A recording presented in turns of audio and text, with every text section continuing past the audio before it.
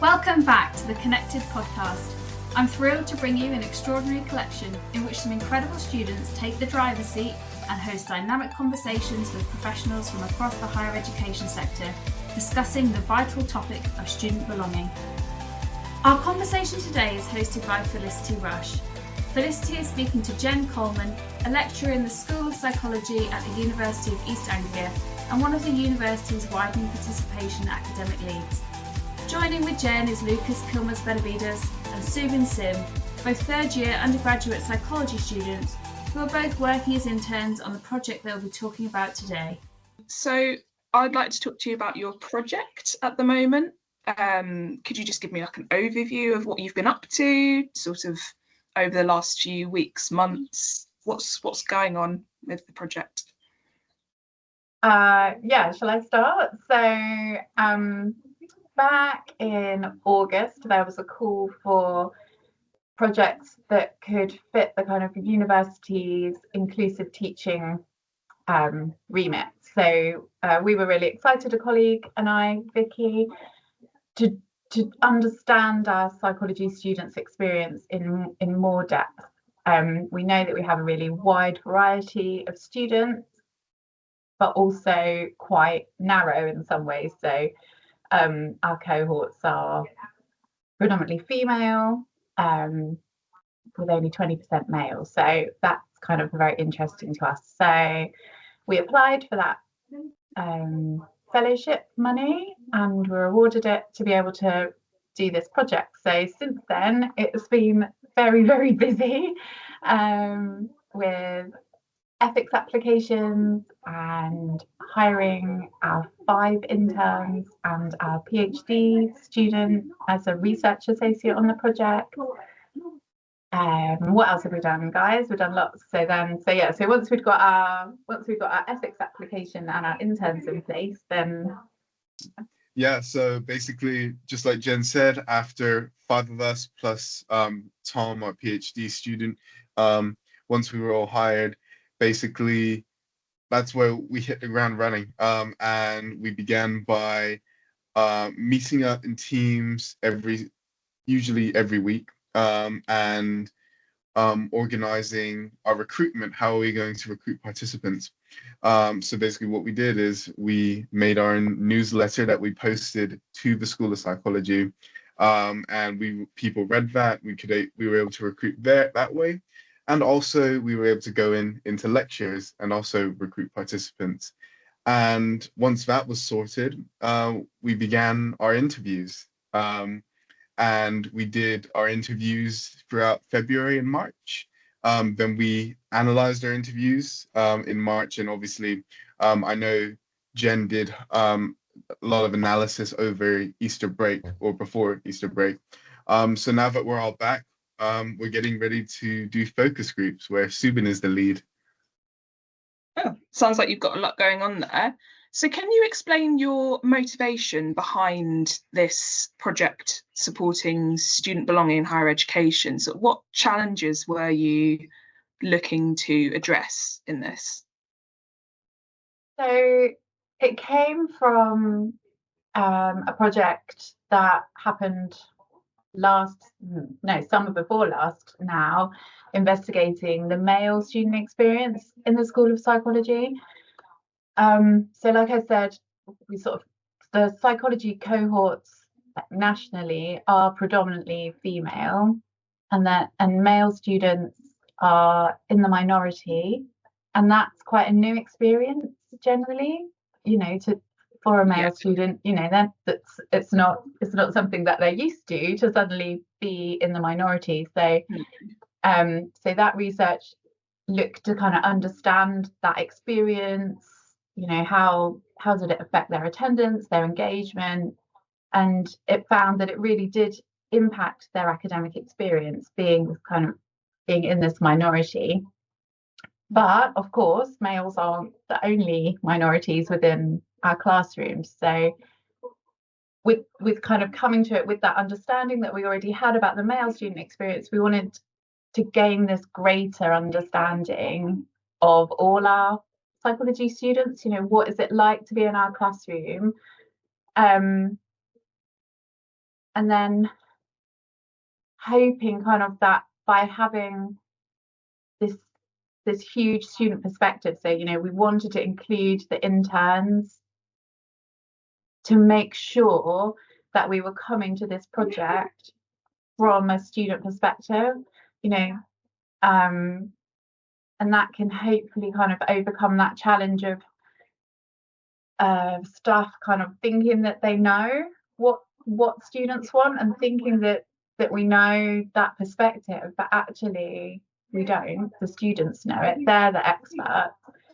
So what we wanted to do was be able to kind of focus on that student perspective, both from a researcher point of view and the participant point of view, and really hope to get some student informed strategies to try and increase the belonging and inclusivity in our classroom. Yeah, it's amazing. So with the project, how were you gathering data or feedback from your students and your educators involved when you were looking into beginning the project? Were there any insights that surprised you during your research? Yeah, definitely. So we got feedback actually, well, okay, so sorry, I stuttered. But yeah, so one of the main ways was because my role has been being the interview lead, and some of the major things that surprised me is I personally have had a great experience with the School of Psychology. However, what was really, really insightful was one of my first participants was actually a mature student, and this mature student unfortunately didn't have the best experience studying psychology. And that really did surprise me. And you're trying to sort of make sure you're listening and remaining unbiased on the interview. However, you can't help but feel, a little bit sad, hearing this kind of stuff. So I would say I wasn't obviously, there are 5 of us, so I wasn't obviously the only one who interviewed mature students, so everyone could have said different things. However, I do think it very much can shape. We've done the analysis for the interviews, so I think it can definitely influence essentially make our toolkit when we eventually put that all together. Yeah. Brilliant. On top of that, regarding how we collected the data, as Jen has told, we have been through interviews and focus groups mainly, but we also added some online surveys. So until now, we have 67 survey answers, which is amazing, I think. And for the interviews, we currently have 12 interviews, and we are now at the stage of focus group, which one of them we have done and are in the analysis stage / transcribing.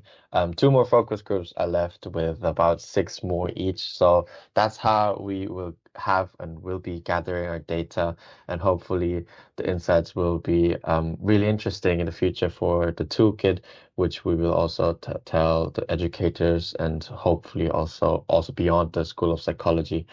Regarding the surprising insights for me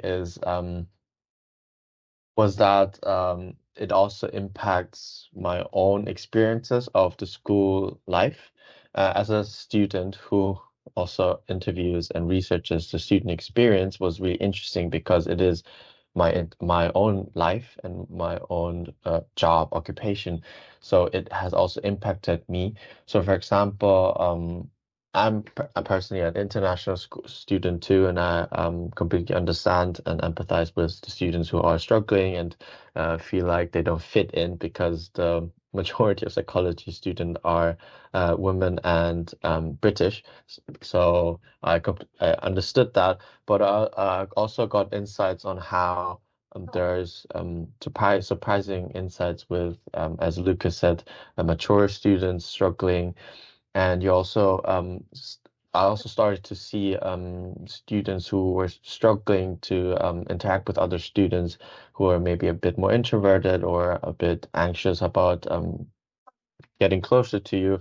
So it has changed. It has changed my perspective on that because I wanted to and it started to actually to to engage with other students too, who were maybe not as involved with the seminar group, for example, because I believe belonging, like, it should be happening within this group, and the group works too, which was also an important point in our analysis. So to actually help through myself and having the first initiative to doing so was, I believe, helpful. And I think it's one of the aspects that we also hope to, that one of the aspects that hopefully happens through our toolkit too.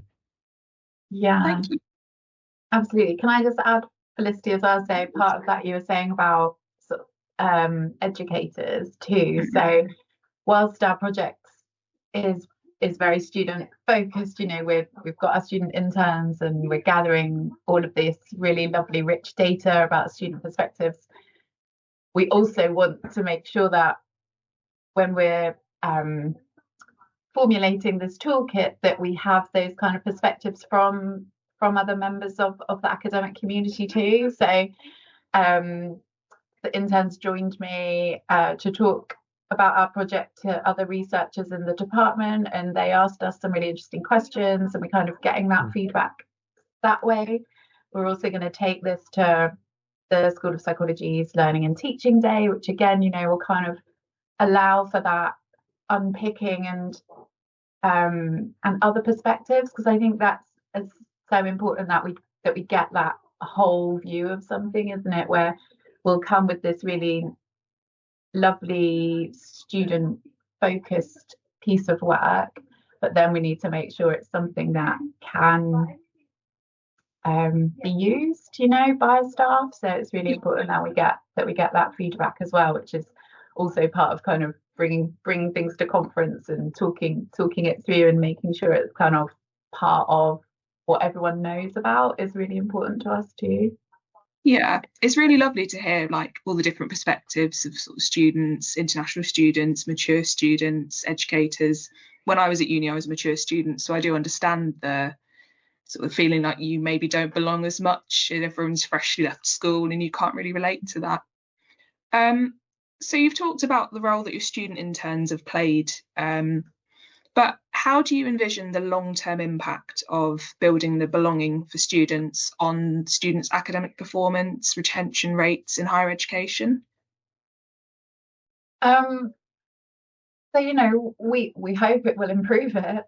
You know, it's that kind of academic performances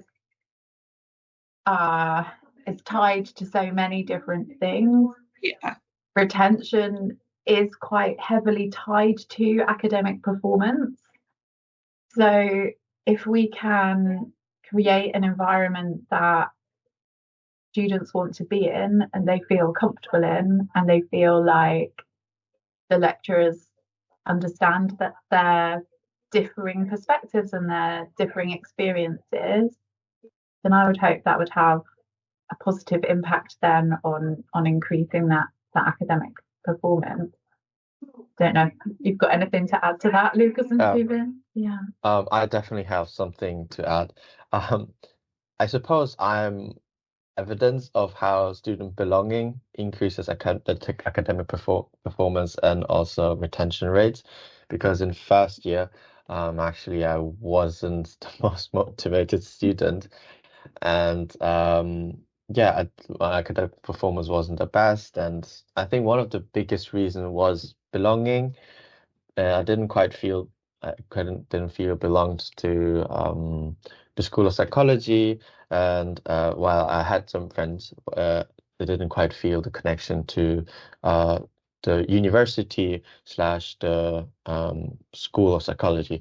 So in second year, I really wanted to change that, and I started to improve that with talking to a lot of lecturers, and also going to external seminars where external lecturers come into UEA and talk about it, where a lot of lecturers are there, and I started to attend that, and I quite slowly improved my student belonging to the School of Psychology, which then makes me feels myself more motivated, and I gain more insights, and I gain more interest in a lot of different aspects of the lectures too. And this belonging, I think, while not directly, it really implicitly impacts your motivation and how you view academia. So my grades went quite up, and also I've started to attend much more. And yeah, so I believe student belonging was actually one of the biggest aspects that changed in first year to second year that has improved my grades. So I really believe there's a big impact there. So that's a real success story, sort of linked not directly to the project, but as a result of doing it, which is amazing. So what challenges do you think that institutions face when they try and implement these strategies to enhance student belonging? And how do you think that your project is going to help them overcome this? Sorry. Go for it. That's a huge and difficult question. So go for it. That is a very, very difficult question. So I may need some help from you, Jen, in a minute, if that's okay. But I don't know if I'm going to answer this correctly, but all I can really say is as UEA School of Psychology is a bigger, or in UEA in general is a bigger organization, I think what this project's really done, at least to me, is there are more people who care, if that makes sense, about the student experience. For example, 5 of us, undergraduate interns, were having direct experience as research assistants, but we have that same student perspective, which could, there's only so much we can do because academic staff, obviously, they have obviously their lives outside of academia, so we can't put all this pressure on them. However, as a wider organization, having more people that actually care about the student experience can go a long way. I think I got it, but if I didn't, feel free to add. Definitely. Yeah, no, it's so good to hear your perspective, Lucas. I think there are so many obstacles. There's time is a huge one. Like you say, Lucas, we need everyone to care about student experience, and I'm sure they do, but sometimes those things can fall to the bottom of someone's to-do list quite easily. So it's about kind of having, what we hope with this framework is that will be this kind of very tangible sort of set of guiding principles that have come from student perspectives. So students can access it, staff can access it, and know that it's really grounded in student perspectives, to hopefully mean that those staff will care about it and can kind of prioritize it a bit more, because again, we're in a very cash strapped situation. There's not a lot of money to spend on projects like this. There's not a lot of money to kind of put into initiatives. So again, we kind of need to make sure that our toolkit is simple, really, in that kind of, don't quite know how to describe what I mean there, but we're not going to suddenly start saying, well, everyone needs to go on big trips together, because there's not going to be the money for that. So we'll make sure that it's really practical and simple, to hopefully mean that we can do what Lucas said, and make sure that people are really invested in that student experience. Yeah, of course. So going through all of that, obviously it sounds like you've got quite a few success stories sort of within the team, but looking ahead, what sort of future research directions do you see as very important for better understanding and improving of belonging higher education? Is it projects similar to yours, scaling up the project? We would want to kind of evaluate our toolkit. So that's the kind of thing that we would want to, sort of personally for us, like once we've devised our toolkit, we'll need some kind of measure of evaluation. And I guess that is something that's really important, like evaluating these initiatives and things that people do, make sure whether it's actually having any impact. What were you going to say, Luca? Well, apologies, Jen. Apologies. No. I would say it just came to my head, maybe a future research idea, is so obviously this project's about student belonging and inclusivity. Maybe we could use, and obviously it could obviously directly and indirectly affect student retention rates and academic success. Maybe in a future project, it could be maybe facilitators and barriers to maybe career progression of certain students, based on that engagement. That was just an idea. No, it sounds great. Yeah. So obviously the project's only in its infancy, but it's really nice to see, and it will be nice to keep updated with how it's going and everything like that in the next sort of months and years. Lovely. So I'd like to thank you all for joining me on the podcast. Thank you, Jen, Lucas and Subin. Your input is invaluable, and we look forward to hearing more in the future. Thank you very much. Thank you very much. Thank you so much. Thank you for listening to the Connected podcast. If you enjoyed this episode, please check out the rest of our extraordinary Voices of Belonging collection and stay connected.